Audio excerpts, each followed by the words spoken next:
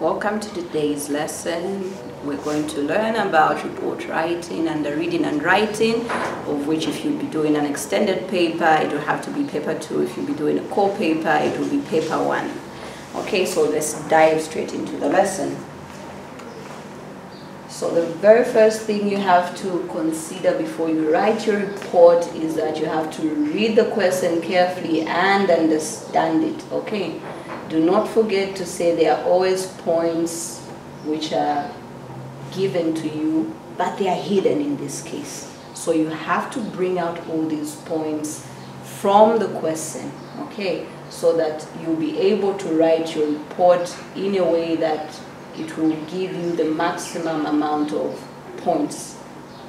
First thing you have to remember is that in the exam, you most likely walked in with a pencil. So your pencil in this case will be your roadmap to underlining the important points that will help you to be able to expand on your report. Okay, second point there was saying, think of how you will go about your work in terms of the introduction, main body, and the recommendation, of course. You cannot rush into writing without thinking about these parts, okay? Thirdly, we're saying you have to come up with a suitable title, and it has to be brief, okay? Not only should it be brief, but it should be related to the activity that was undertaken according to how it is stated in the question.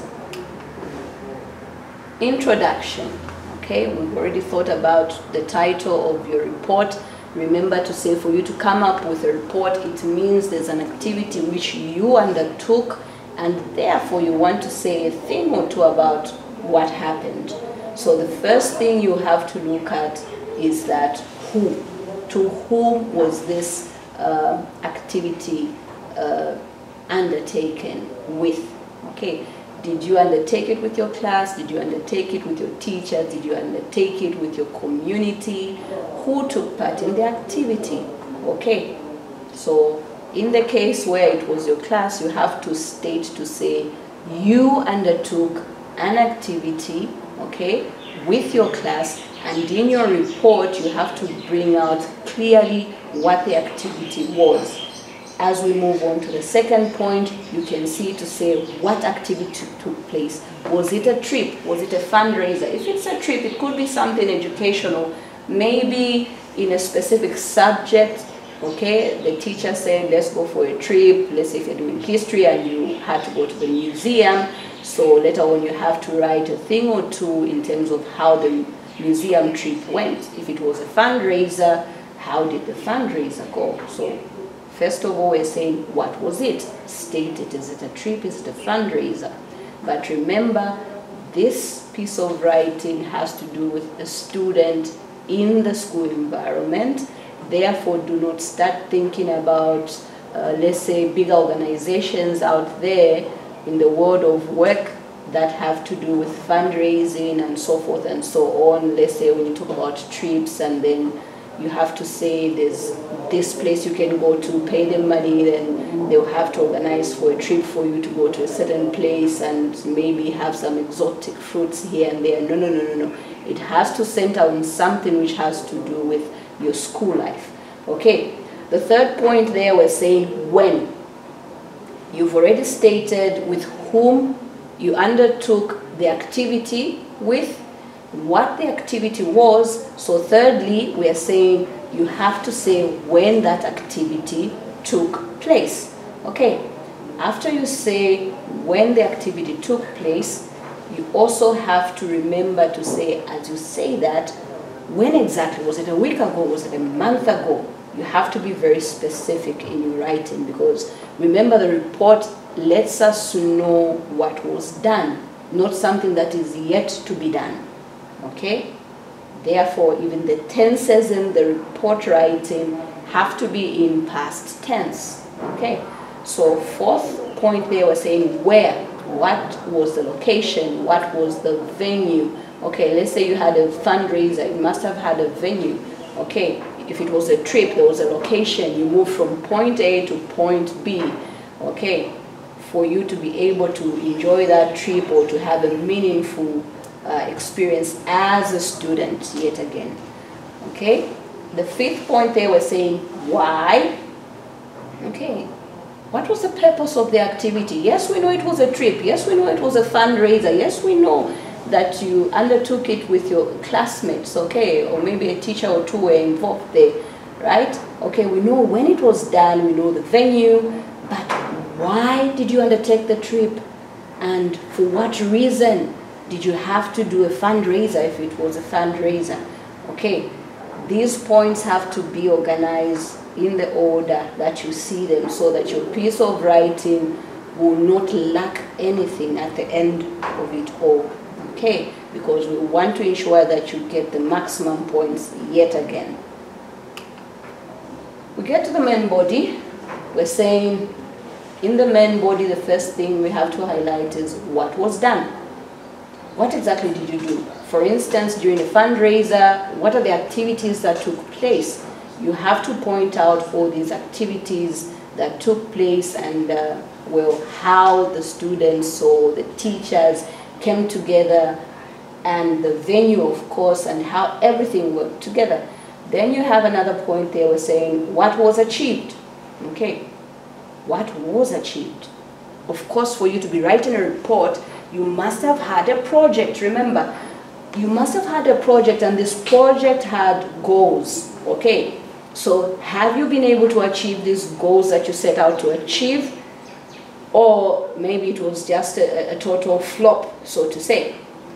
Okay, so did you successfully achieve those goals? So in your report, remember, in the past tense, you have to refer to what was achieved in line with what you intended to achieve when you thought of a specific project to achieve. Okay.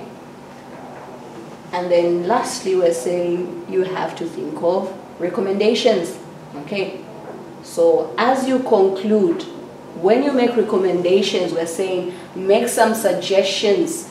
Okay, looking at the activity that took place or the activities that took place, okay, what are some of the things that you feel should have happened but never happened that you'd like to suggest to say in future, should you undertake a similar kind of trip, or should you undertake a similar type of fundraiser, to say, no, I think in future we need to add on A, B, C, D, okay? And should it happen that at the end of the day, maybe you just need to stick to everything that was done, there's no need of any totally new additions, but perhaps an upgrade of the already existing activities, how can you improve on what was done? You decided to maintain perhaps whatever it is that you did. Okay, you had a jumping castle, so maybe the jumping castle was too small. This time we should get a bigger one. Or you only had one jumping castle and discovered that there were many kids who wanted to use the jumping castle, so should we bring in more jumping castles next time? Okay, so you have to think of all those things. Maybe there are certain supplies which were in short supply. Okay, so you have to think of all these things. Remember, when you're undertaking a report, you must have in mind a certain project. Okay, so this project or activity, so to say, should be able to fall in place as you are writing. Someone should follow as though it took place, because remember, when you're writing this in the exam, it's a make-believe situation. You don't have to actually be a part of a fundraiser or a trip as per se, but you should be able to be creative enough to play things in your mind and put them on paper as though you were there. But my guess is by the time you'll be writing your final exams, you must have been on a school trip at some point. Okay. Take note, the picture and word prompts act as a guide, but you can score higher by using your own ideas. Do not stick only to the prompts that you see in the questions, okay? Language must be formal and direct. Do not beat about the bush, because when you beat about the bush, at the end of the day, you discover to say, when you want to stress out certain important points that could give you marks, okay, you discover that you would have run out of words, because the piece of writing has a word limit. You are limited by a number of words, so do not recycle the same questions, or rather the same ideas, so to say. Okay, get straight to the point and say as much as you can. Okay? And then we get to the third point. Do not add unnecessary or irrelevant comments. Okay? Going back to the second point, okay, justifying that, because irrelevances bring a repetition which will cut down on the number of words that you need in order for you to score the maximum number of points. We're also saying there to say maintain the word limit. Repetition, yet again, let me not say something unnecessary or irrelevant because I've already said that. So I hope you also do the same in writing. Okay, time management. If you will be writing a call paper, yet again, remember 100 to 150 words, that's your word limit. Don't write less than 100, not more than 150 words. So you spend the first 5 minutes planning on what you're going to write so that you will not have trouble rubbing all over the place. Not that that's going to lose, you're going to lose marks by doing that. No. Look at the content of what you've written and not what you cancelled out, right? Okay, so 5 minutes, think about it carefully in terms of what you're going to write, how you're going to go about it, the cohesion, the coherence, remember? Okay, 10 minutes, that's the time you need for writing that piece of writing. Okay, remember your full paper for a call is 1 hour 30 minutes, so we're saying 20 minutes max on this piece of writing because there are other parts of the question paper that you also need to focus on, right? Then the last 5 minutes you have to spend that proof reading. Okay, so 20 minutes is enough for you to do that last question in your English as a second language paper, right? Okay, for the one who will be undertaking an extended piece of writing, we're saying 150 to 200 yet again, 5 minutes maximum for you to plan, and we're saying 20 minutes for you to write because you can clearly see you're having a little bit more words to work around here with. Okay, and then yet again here we're saying 5 minutes for you to proofread so that you make some corrections where necessary in terms of your punctuation, your spelling, and your grammar. Okay, this is very important. Okay, we take a look at the question there. Okay, your class recently went on a trip to a large recycling center. Your teacher has asked you to write a report on the trip. In your report, say what you learned from the trip and suggest how it could be improved if it is repeated next year. Okay, if, there's that part, if, okay. But nevertheless, let's look at the prompts. The trip was too short. We didn't manage to visit every part of the center.